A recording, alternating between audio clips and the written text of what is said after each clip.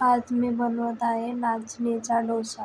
तर मी थोडी नाचणी घेतली, त्यामध्ये थोडं ज्वारीचं पीठ टाकलं आणि थोडा रवा टाकला, 1 चमचा रवा, आणि त्यानंतर थोडं चण्याचं पीठ त्यामध्ये टाकलं आणि त्यानंतर मी थोडी शिमला मिरची कापून घेतली, थोडी कोथिंबीर आणि थोडं बीट.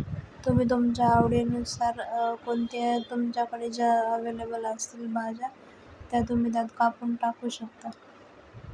आणि त्यानंतर मी त्या सगळे कापून घेतलेलं त्यामध्ये ॲड केलं आणि नंतर थोडं जिरं टाकलं.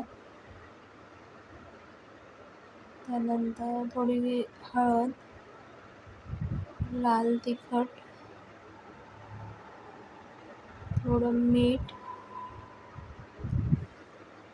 आणि थोडा चाट मसाला टाकला एव्हरेस्टचा. तुमच्याकडे असेल तर तुम्ही टाकू शकता, ऑप्शनल आहे. त्यामध्ये थोडं पाणी टाकून ते मिक्स केलं. तर खालीवर सगळं मिक्स करायचं, भाज्या सगळ्यात मिक्स झाल्या पाहिजे.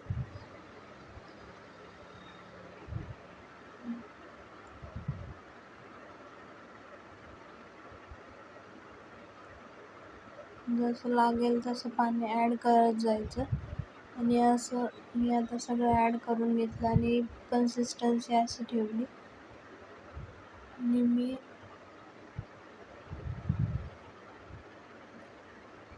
तवा तापायला ठेवला आणि तवा तापल्यानंतर त्यामध्ये तेल किंवा तूप तुम्ही टाकू शकता.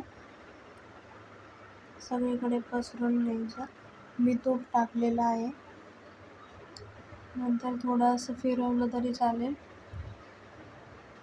आणि नंतर त्यामध्ये आपण मिक्स केलेलं पीठ ॲड करायचं.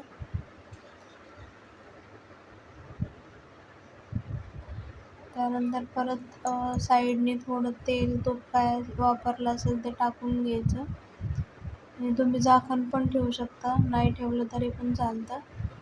आणि नंतर गॅसची फ्लेम कमी केली आणि आता पाहू शकता तुम्ही दोन्हीकडून पण चांगलं भाजून घ्यायचं, म्हणजे ज्या आपण भाज्या ॲड केल्यात त्या शिजल्या जातात.